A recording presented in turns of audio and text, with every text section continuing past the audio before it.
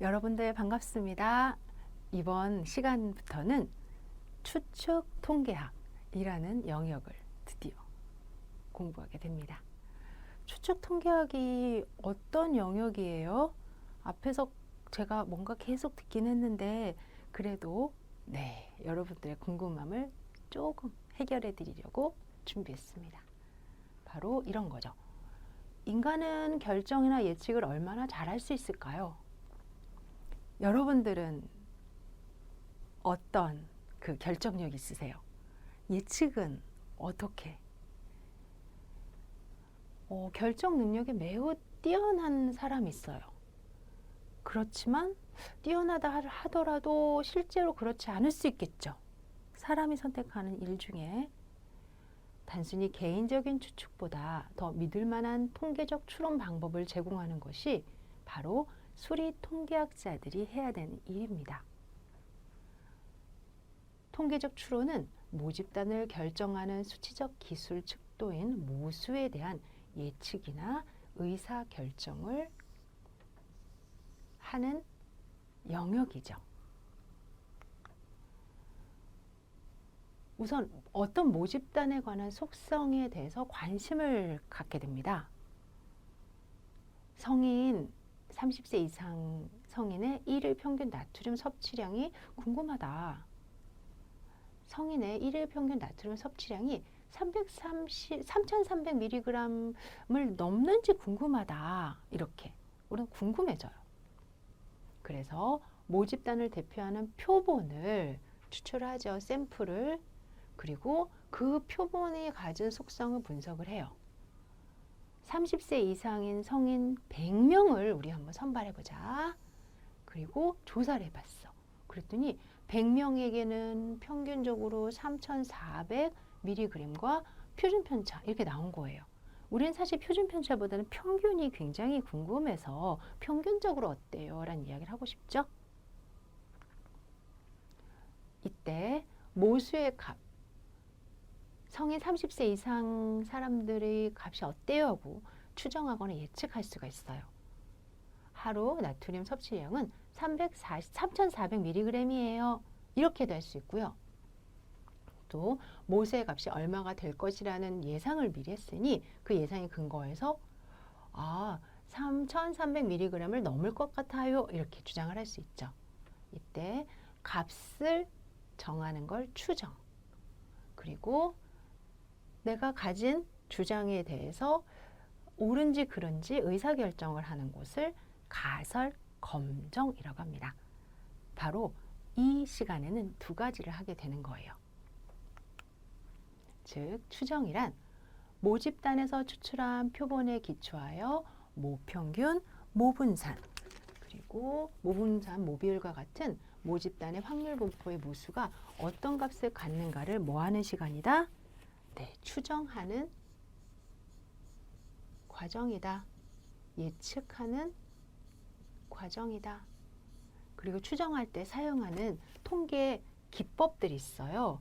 즉 모집단 특성을 추정하기 위해서 이용된 통계량, 기법, 이러한 확률 변수를 가진 식, 이 식을 우리는 추정량이라고 해요. 식을 추정량이라고 합니다. 그 X값에 대한 식이기 때문에 그래요. 그리고 이 추정량을 통해서 값이 그때그때 계산이 되겠죠? 이거를 추정치라고 얘기해요.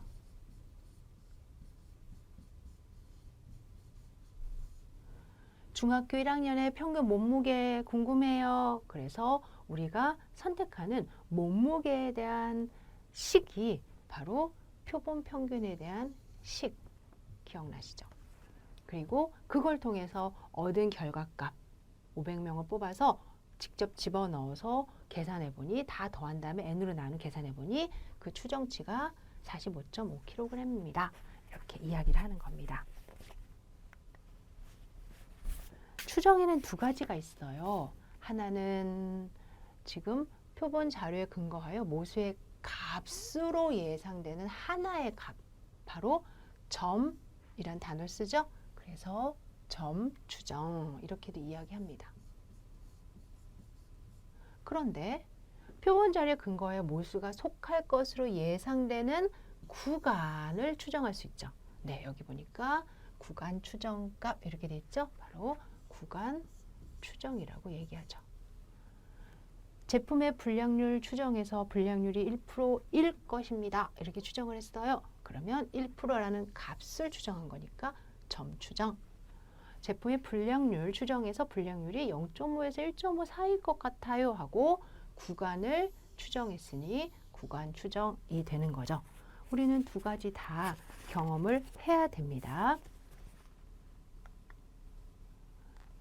가설 검정은 어떤 주장에 대해서 그 주장이 옳은지 아닌지에 대해서 확인해 보는 시간이라고 그랬죠. 모집단의 분포의 특성 혹은 모수의 참값에 대하여 어떤 가설을 내리고 모집단에 추출한 표본에 기초하여 가설이 채택될 것인가 기각될 것인가 이러한 뭔가 의사결정을 하는 시간이에요. 아마 앞 단원에서 중심, 극한 정리, 무슨 집단, 표집, 그쵸? 표집, 분포에 대해서 바로 공부하면서 이야기했던 시간이에요. 실제 분포에 의한 통계적 검정을 하기도 하고요. 집단 간의 평균을 비교하고 연관성을 비교하는 검정을 하기도 합니다. 이때 우리가 앞에서 경험했던 표준 정규 분포인 Z값을 이용한 검정, 또 그 외에 T검정, F검정, 그리고 카이 제곱 검정이라는 네 가지를 여러분들과 이야기를 하게 되는데요. Z검정, T검정, F검정은 종속 변수가 양적 변수일 때 집단 간 평균 비교를 위한 통계 방법이에요. 종속 변수가 양적 변수다 그러면 영향을 주는 변수의 입장에서 실수에 근거한 변수다 이런 뜻이죠. Z검정과 T검정은 특히 두 집단 이하를 비교할 때 쓰이는 통계 방법이고요. F검정은 비교 집단이 두 집단이 아니라 세 집단 이상일 때 집단 간 평균 비교를 하기 위해서 쓰이는 통계 방법으로 분산 분석이라고 부릅니다.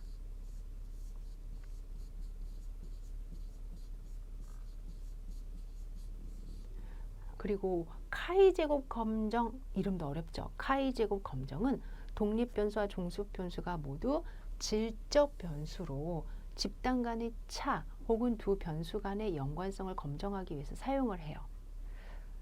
사실 Z검정, T검정, F검정, 카이검정, 카이 제곱 검정 지금 생소하지만 이제 이 진행되는 단원에서 계속 나오는 용어들이니까 익숙해지실 거예요. 부담 갖지 마시고요. 단 어떠한 방법으로 검정을 할 것인가 라는 상황을 우리는 양적 변수냐 질적 변수냐로 나누고 있음은 기억하셔야 돼요. 따라서 독립 변수와 종속 변수가 원래 양적 변수이나 그래서 양적 변수, 질적 변수냐 이런 게 중요함을 여러분들이 기억하셔야 되고요. 카이 제곱 검정은 독립 변수와 종속 변수가 원래 양적 변수였으나 어떤 기준에 의해서 질적 변수처럼 범주화를 했을 때 사용하기도 한다라는 거를 이제 앞으로 경험을 하시게 됩니다. 이처럼 어떤 내용을 할지 먼저 크게 그림을 그려드렸으니 이제 준비되신 것 같습니다.